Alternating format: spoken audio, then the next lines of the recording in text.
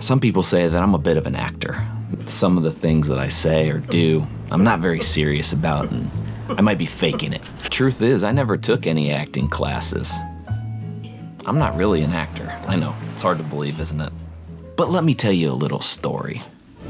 When I was a little boy, young, curious James wanted to take acting classes. I went to my father and I asked him, "Dad, can I take acting classes?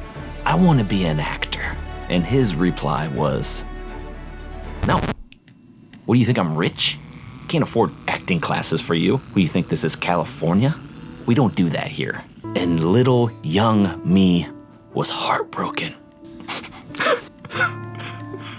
And that was when I decided that I was gonna be the greatest travel vlogger of all time.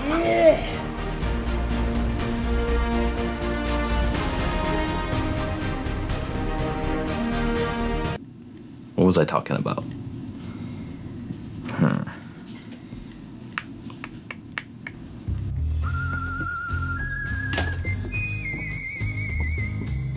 Currently, we're on vacation recording a new series. This extra special video includes travel rants, featuring cuts from our last Carnival Mardi Gras video, where we discuss travel and some observations of the Carnival cruise experience. Towards the end, we'll share what you can expect to see from this channel moving forward.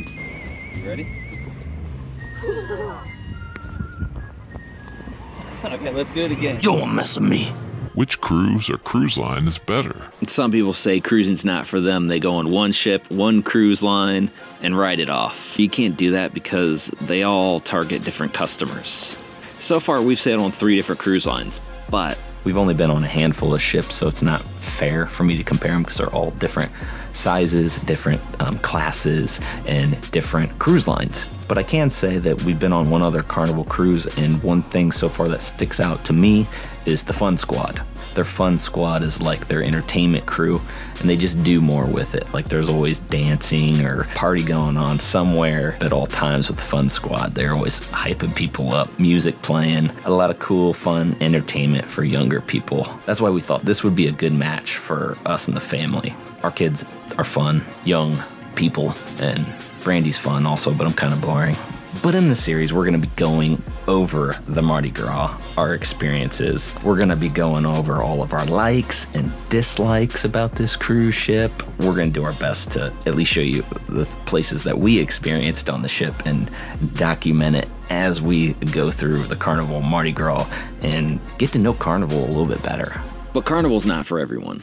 Online, you'll see people talking about Carnival being the Walmart of cruising.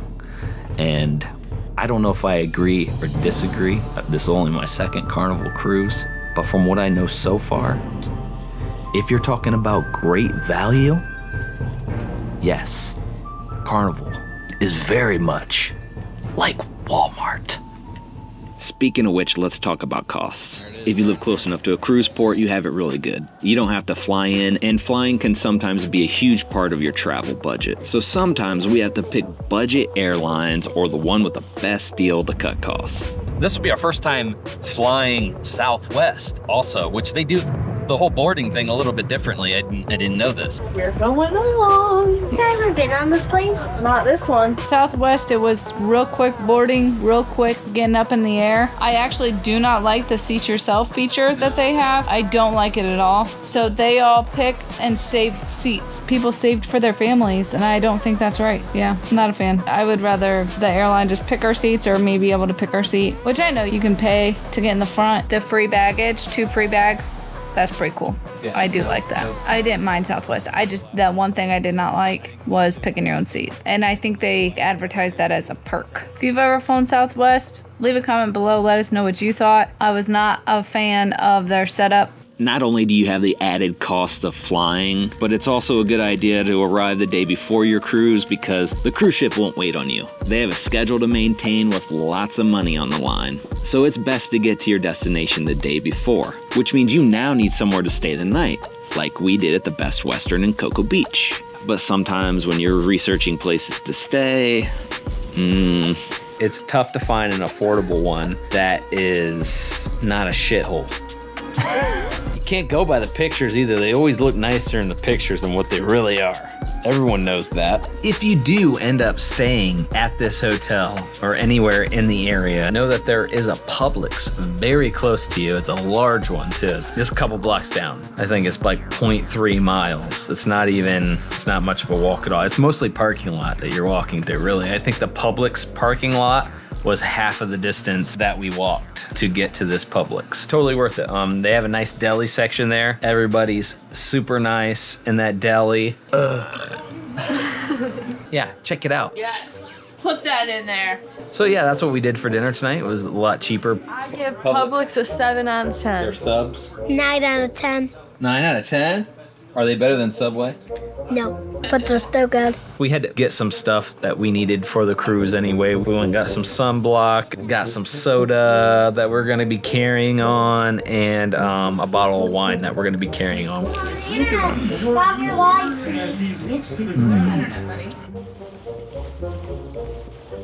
Now we've reached the part of the video where I'm going to talk about what you can expect to see from us after this Carnival Cruise series. This year, the biggest focus is trying to get as many videos out to you as we possibly can while experimenting with the format a bit. We aim to do a little more research and just try to be more prepared prior to hitting record. We have all of our vacations booked for the year. This is going to be a low budget travel year for us. We took a huge financial hit last year with the remodel of our house. Check out that video if you haven't seen it yet. So this year will be a super low budget travel year, which we're excited for. Balling on a budget. With that being said, we have a couple more all-inclusive resorts booked in somewhat familiar areas, and another cruise with another cruise line that we haven't sailed before. So that's what you can expect from our videos this year. Here are some examples of what you will not be seeing in our future videos. I always tell Brandy if we were just about views, we would just do a walkthrough video because they're so easy. You just take your GoPro and walk around the ship and do a little ship tour. And then when you get home, you can record a little voiceover and voila, a video that gets lots of views. But boring. I watch a lot of those videos and I usually can't make it through a whole video, but there's some people that do it really good. Some channels do it really well. They can keep you entertained enough. A lot of people don't really edit theirs much too, and that's part of why it's so boring. Like, speed it up on the slow parts. Make it faster over parts that are just repetitive parts. I don't want to watch that. Other travel vloggers be like, Hi, we're James and Brandy, and we're gonna make a travel vlog. Hi, we're James and Brandy. And we love to travel. You're making fun of other YouTubers. We're gonna take you on a travel adventure. and then there's gonna be like some corny travel music playing in the background, and then just show a bunch of stuff that nobody cares about. Like just you walking with around a bunch of beach chairs. Like, ooh, wow, that's a nice shot of beach chairs. I hate when I'm searching for valuable content on YouTube and nobody's offering me any valuable information. I just had to put that out there. I don't even know if that little clip's even gonna make it into a video. Yeah, that clip was kind of harsh. You can see why I cut it. I actually have a lot of respect for anyone that's trying to do YouTube because it's not as easy as it seems. And we put out some really cringe work in the past that I can't even stand to watch. It's a great feeling when all the stresses of traveling have passed and you finally get to settle into your target destination. So I respect anyone that even attempts YouTube. If you're new to our channel though, yes, we provide some valuable information, but I try to gear this channel more towards the entertainment side than anything. Like I said, if I wanted just views, we would just make a walkthrough video, a ship tour, stuff like that. But I got into doing this and everything because we wanted to make entertaining videos. So, I don't know, we just try to make fun videos, fun travel videos, right? It's a C-Day, baby! And that's what we're gonna keep doing, because it's fun for me to put those together. And yes, they might not get all the views, they might not get all the subscribers all the time and everything, but hey, it's what I enjoy doing, and it's the whole reason why I do it. If I was doing something I didn't like, then it would become too much like a job. And I don't want it to be like a job. It's fun. Although I do kind of want to change up the format, I think, a little bit. It's been really hard for me in busy times to get videos out at a certain time because I have a certain level of detail that I need to put into the videos because I don't want to release any crappy videos. So if I feel like the video is not there and it's not complete, I will not release it. Not at all. But anyway, we wanted to release an extra video for everyone because we have to take a week off to record. So if you enjoyed this, please leave a comment or a like, and we'll see you in Carnival Mardi Gras Part 2 in Nassau, Bahamas. I am excited about all the ports except for about Nassau, but I am excited to see and kind of make my own opinion of it. The Nassau port has been under construction for several years and it's not done yet, but people say it's the one port that you stay on the ship for. But we've never been there, so we thought about booking the Margaritaville resort, but then I realized if it rains or it storms, you just lose your money.